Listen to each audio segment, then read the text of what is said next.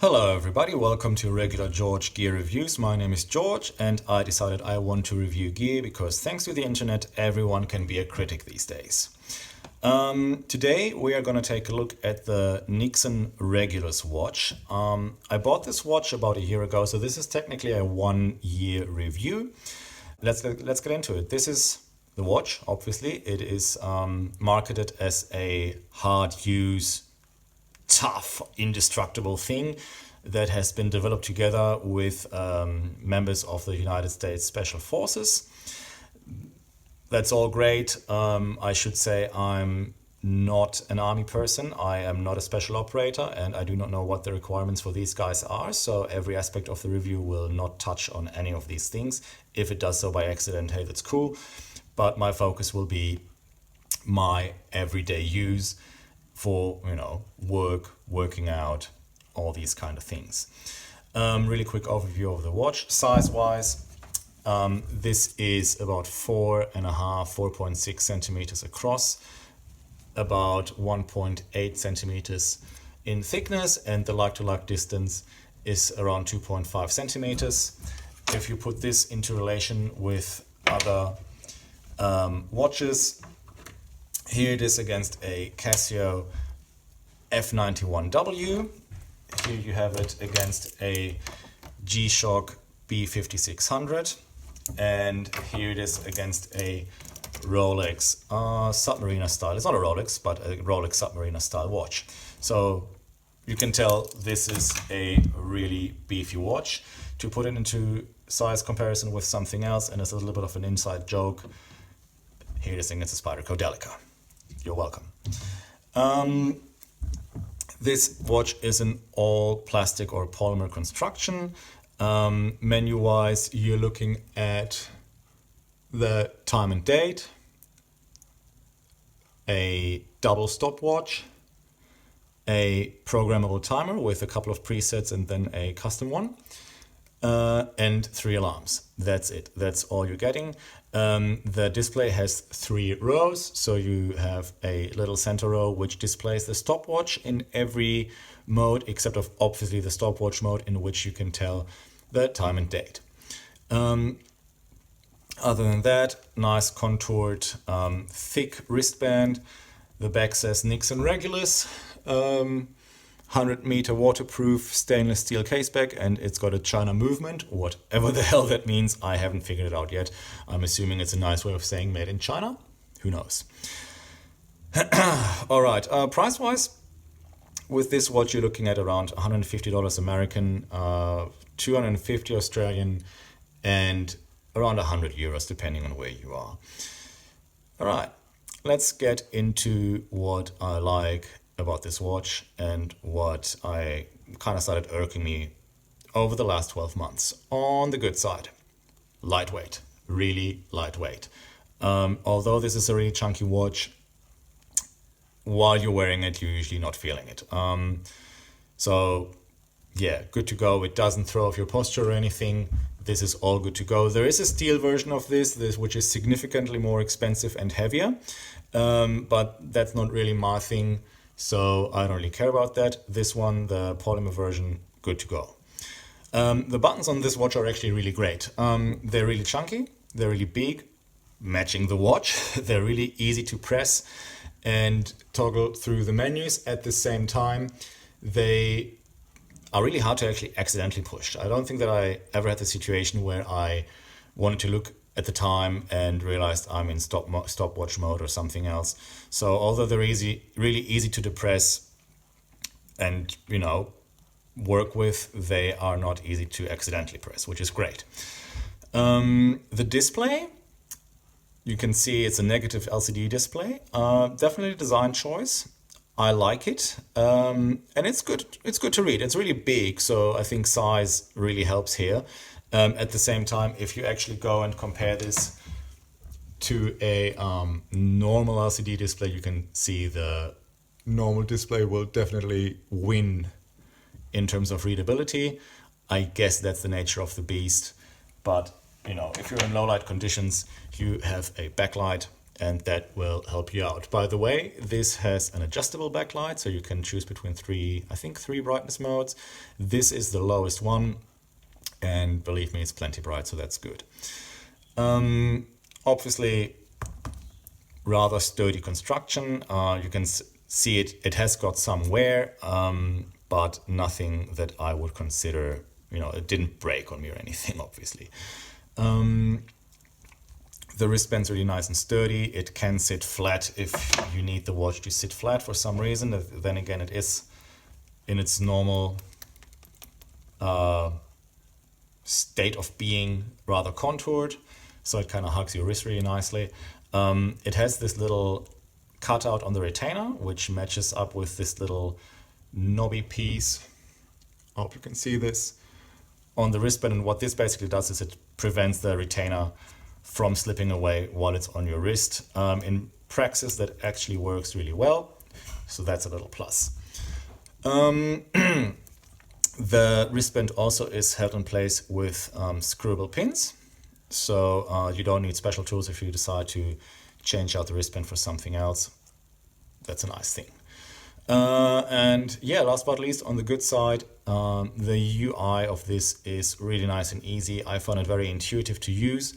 There is not much to learn about this. The only move you need to do is written on the actual watch, which is if you press those two buttons, the mode and the light button, at the same time you can toggle between silent mode and normal mode, and that's pretty much it. Everything else you kind of figure out just yourself.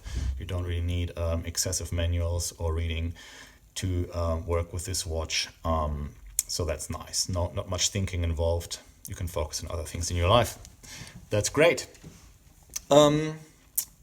Nevertheless, after 12 months of wearing, there are a few little things that started irking me, or that maybe started irking me immediately. And let's talk about that. So first of all, the bulkiness of this watch can be an issue sometimes if you need to reach into something that's a little bit tighter. It will add bulk to your wrist.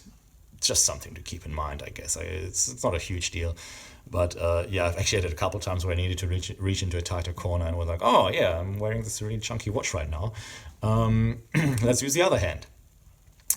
Another thing is that the marketing pictures of this watch make it look like the display is permanently backlit. It is not. It has a backlight, it is adjustable, which is all fine, but if you look, if you just look at their press pics and think like, oh yeah, this is a very easy to read display. It would, if it was permanently backlit, it would be very, very easy to read. It's not. That's just marketing for you. Just keep that in mind. The stopwatch. You have two of those actually. So you can time two things at once. Funny enough, you can't time two things at once. So if you try to actually start both stopwatches at the same time, this won't happen at all. I tried it a couple times. You can try to start them like really close to each other, not even that works every time. So if for some reason, I don't know, you're a sporty person and you want to time your two friends sprinting against each other, get a second stopwatch. Also, another thing that I noticed both with the stopwatch and with the countdown timer is that the reset time is around 3 seconds. I personally find this a little bit long. I would have preferred it to be a little bit shorter. Not a huge deal, but definitely something to keep in mind. With this countdown timer, really weird presets. You can't count down more than 60 minutes. That's all you're getting. I personally find this a little bit weird. So you see you have presets for 7 minutes. Can you see this? Yes, you can. 10 minutes, 15, 20, 30, 40, and 60. And then a custom timer that you can set to maximum 59 minutes and 59 seconds. And this is all you're getting. I find this a little bit weak. I think that you should absolutely be able to at least count down 24 hours. But whatever. No problems with the alarm clock. You can do 3 presets. That should be enough for most normal people, I guess. Although normal's boring. But 3 alarms is what you're getting. That's all fine. What else? Oh, alarms in silent mode. The silent mode is a full-on silent mode. You're not only not getting no button sounds, you're also not getting any alarms. They actually do point that out in the manual, and I guess it kind of makes sense. But at the same time, I didn't know about this until I noticed it when I was timing something, and I was relying on hearing the alarm, and I didn't. So I don't know. I think I overcooked something. It wasn't the drama, but I learned the hard way, so to speak. What else? What am I missing? Oh, yes, last bit, and that's actually really annoying. So they are advertising the glass on this watch as hardened glass. I don't know what that means, so I don't think it's anything like sapphire glass or anything like that. Then again, I'm not a watch expert, so what do I know? What I know is, with the time and with wear, you will get some superficial scratches on the display, which I can generally deal with. One day at work, however, this watch made the acquaintance of a shackle like this. And let me tell you, these are heavy shackles, and the shackle hit my wrist where my watch was located around here. And you can see, if I hold this really close to the camera, there is a little chip in this corner. Now, obviously, this could have been a lot worse. It could have shattered the whole glass. So I guess technically the hardened glass did a great job. But this is, I think, my biggest problem with this watch, is that the glass is really close to the rim of the housing, and therefore just is easily to damage. I would have preferred it if it was a little bit more recessed, just to mitigate that risk a little bit. I don't know why Nixon didn't do that, but well, I'll deal with that. In reality, that little scratch, I hardly ever notice it. It didn't affect the waterproofness or anything of this watch. I still use it for everything that I want to use it. I'm not limiting myself. So I'm not overly disappointed, but in that moment I was like, oh damn, I cracked my screen. So yeah, that's probably the one bit that really annoys me. If you build a tough watch, maybe build a tough watch, but that's it. Everything considered, I like this watch. I find it visually appealing. It wears really nicely, and it does its main job, which is telling me the time really, really well. So yeah, would I pay the full price for it? In all honesty, probably not. If you can find it somewhere on discount and after 2 years on the market, I think you will find it more easily than when it was just released. By any means, give it a chance. I think it is actually a legit competitor with all your G-Shocks and other what's out there, Garmin's and Protreks, albeit less functional in terms of things it can do, but for the things that it's supposed to do, I think it does them really well, and I'm rather happy with it. Yeah, that's it for this time. Thank you very much for listening. Have a great day.